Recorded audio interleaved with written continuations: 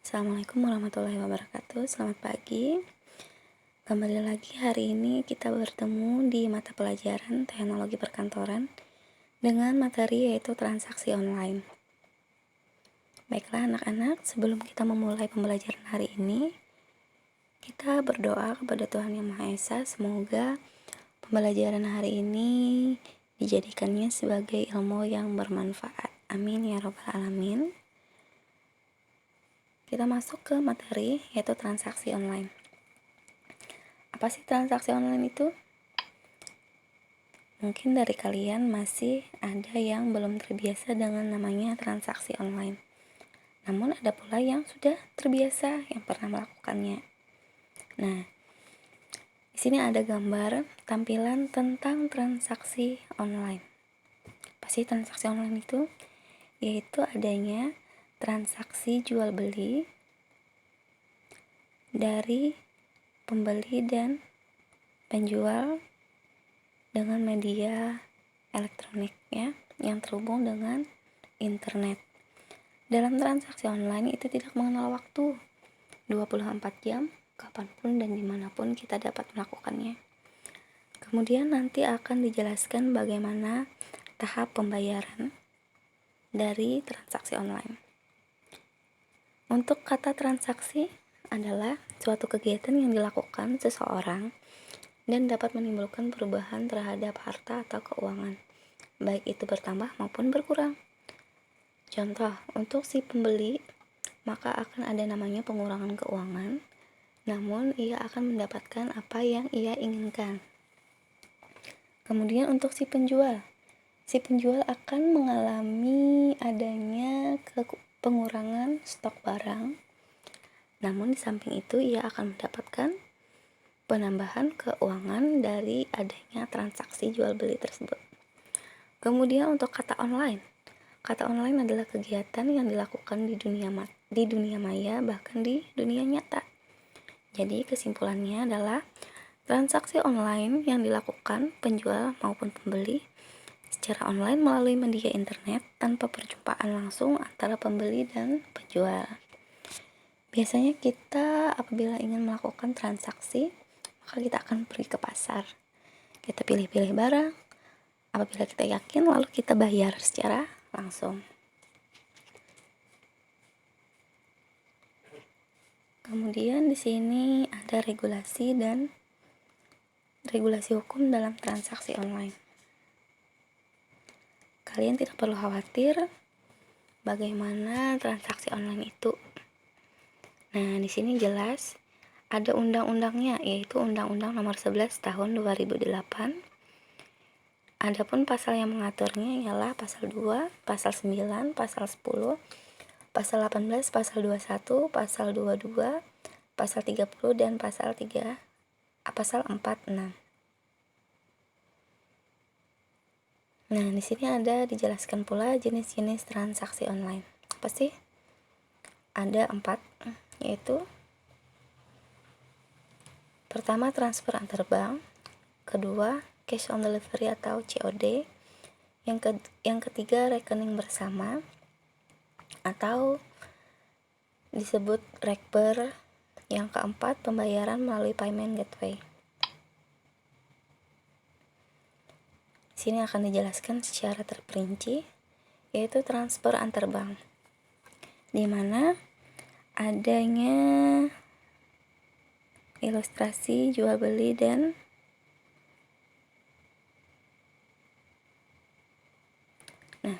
pembelian antara si pembeli dan si penjual secara online. Ketika pembeli telah yakin dengan barang yang dia inginkan, maka ia akan melakukan pembayaran kepada si penjual secara langsung lewat transfer bank. Kemudian si penjual akan mengirimkan barang kepada si pembeli. Untuk bank, di sini ada beberapa contoh bank yang dapat melakukan transfer. Untuk pembelian dengan menggunakan metode ini sedikit lebih berisiko. Namun kuncinya adalah saling percaya.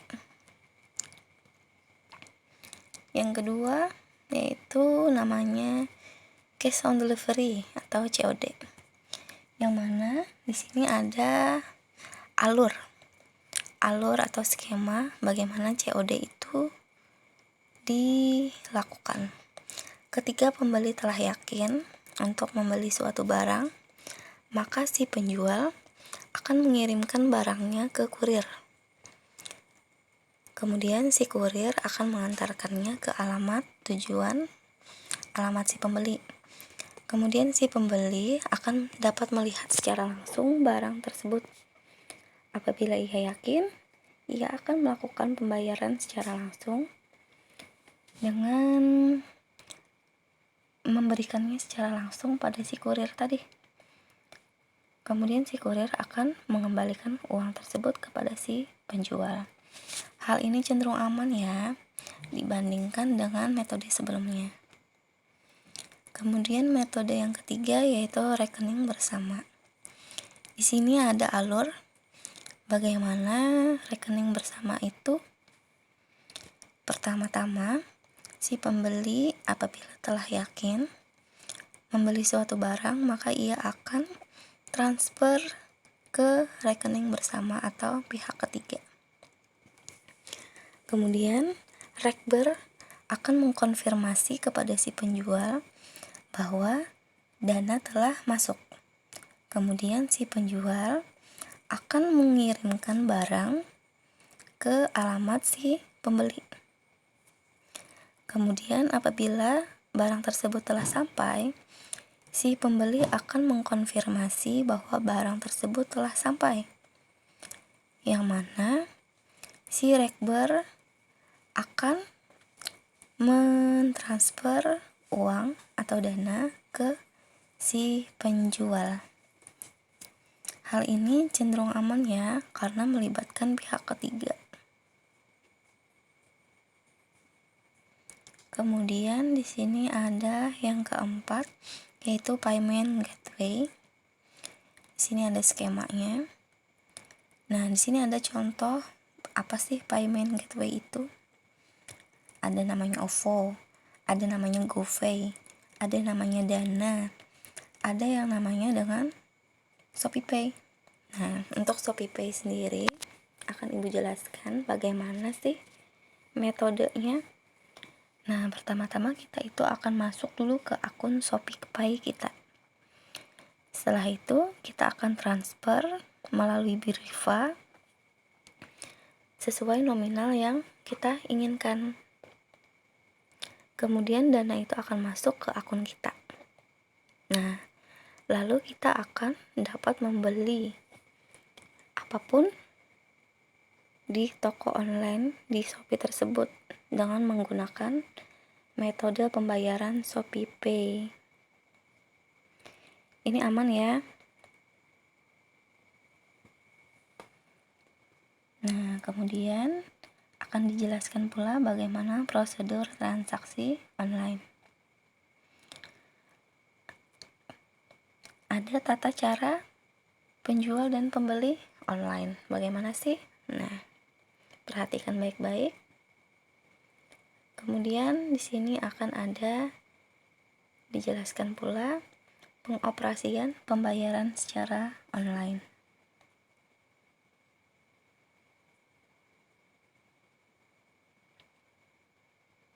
Tata cara sebagai penjual online.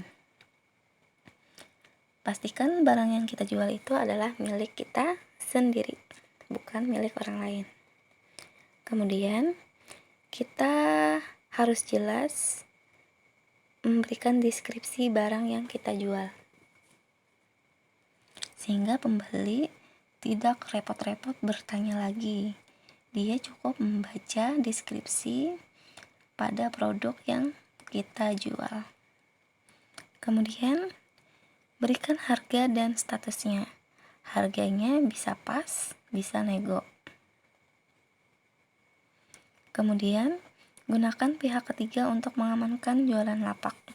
Nah, bagaimana sih kita bisa menggunakan jual beli dengan akun Shopee?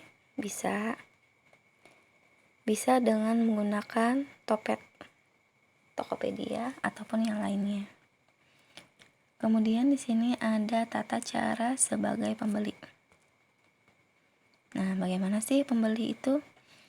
Kita cari barang yang kita inginkan, yang bagus dan yang paling murah. Kemudian, gunakan alat komunikasi yang mudah dan nyaman. Kita bertanya-tanya di sini ya. Tanya terus pada si penjual tentang deskripsi barang yang akan kita beli. Kemudian manfaatkan jasa rekening bersama. Ini adalah pihak ketiga.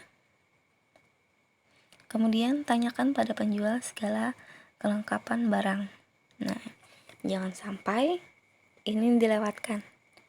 Nanti setelah barang sampai, kita akan kecewa karena tidak sesuai dengan apa yang kita inginkan. Kemudian di sini ada tata cara pemesanan online. Semua prosedur atau tata cara itu sama. Namun yang beda adalah cuma tampilan di halaman muka toko online. Di sini ada beberapa contoh bagaimana prosedur untuk pembelian tiket kereta api. Yang pertama kita pilih rute perjalanan. Kemudian yang kedua pilih jadwal kereta api. Yang ketiga ada detail penumpang. Yang keempat kita pilih kursi dan tempat duduk. Yang kelima lalu kita lakukan pembayaran. Nah, contoh pemesanan tiket kereta api. Kita masuk ke alamat webnya kereta api. Nah, di sini ada jelas ya. Kita pilih stasiun asal dari mana kita. Kemudian kita mau kemana? Kita klik di stasiun tujuan. Kita mau berangkat kapan? Maka di sini ada pilihan kapan berangkatnya. Kemudian ada berapa orang yang mau pergi? Misalnya 1 orang. Nah, kita klik pesan dan cari kereta. Lalu akan tampil ada tiket. Nah, di sini ada tiket, tersedia 2 tiket, yaitu ada eksekutif dengan harga 135. Kalau kita mau ini, kita bisa klik pesan. Dan ada juga yang namanya economy class, economy class ya. Di sini ada dengan harga 80.000. Apabila kita ingin ini, maka kita klik pesan ini. Kemudian akan tampil ada informasi reservasi kereta api, nama kereta apinya, kemudian kelas ekonominya, kelas C yang tadi ya 80.000, asal kereta dari mana kita, kemudian kita mau kemana. Nah, di sini ada Bandung, contohnya dari Bandung ke Bekasi, berangkat jam 11.35 dan perkiraan sampai yaitu jam 14.20. Sebelum pembayaran kita harus membaca ini dulu. Nah, reservasi dapat dilakukan 3 jam sebelum kereta berangkat. Artinya sebelum jam kurang dari jam itu, maka kita mencari yang lain. Yang kedua, harga dan ketersediaan tempat duduk sewaktu-waktu dapat berubah. Yang ketiga, di sini ada dijelaskan, pastikan Anda telah menerima email konfirmasi pembayaran dari PT Kereta Api. Kemudian kita klik conteng di sini. Lalu lanjutkan. Nah, nanti akan tampil info perjalanan. Nomor kereta api 19, kereta apinya ada, waktu berangkat dan waktu tiba, ini jelas ya. Kemudian rutenya tadi dari Bandung ke Bekasi, jumlah penumpang 1 orang, kelas eksekutif.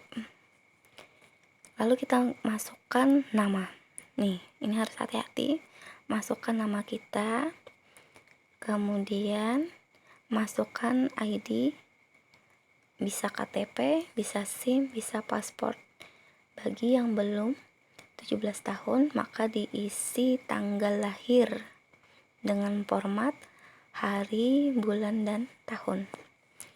Kemudian di sini ada namanya data pemesanan. Kita masukkan nama kita, kemudian email kita, lalu nomor telepon kita. Kemudian kita masukkan alamat pemesanan kita. Nah, setelah itu kita dapat melakukan pembayaran dengan ini. Kita pilih salah satu. Kemudian kita masukkan kode booking atau kode bayar. Nah, selesai. Begini tata cara pemesanan tiket kereta api. Kemudian akan dijelaskan pula prosedur pemberian barang secara online.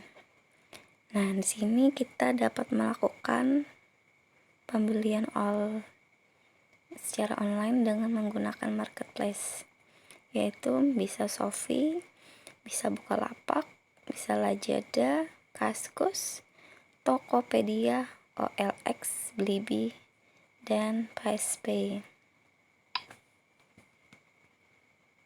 Apapun marketplace-nya, semuanya sama. Di sini ada dijelaskan prosedur pembelian barang secara online. Kita pilih produk dengan kata kunci atau kategori. Misalnya kita ingin membeli baju, maka harus jelas baju yang seperti apa. Kita lihat detail produk. Ini penting, jangan sampai dilewatkan. Nanti kalau ini dilewatkan, kita akan terkejut apabila barang yang sampai tidak sesuai dengan yang kita inginkan. Yang ketiga, setelah barang dianggap sesuai, klik beli sekarang. Yang keempat, klik gambar troli atau keranjang sebagai pemesanan. Apabila kita telah login, kita akan lanjut ke proses pembayaran. Sebelum masuk ke proses pembayaran, pastikan atur alamat pengiriman secara benar. Lalu klik lanjutkan. Kemudian akan muncul metode pembayaran. Kita bisa menggunakan transfer bank atau COD. Setelah memilih pembayaran, kita akan masuk ke review pembelian. Di sana kita akan melihat pemesanan, apa yang kita pesan, lalu klik bayar. Nah,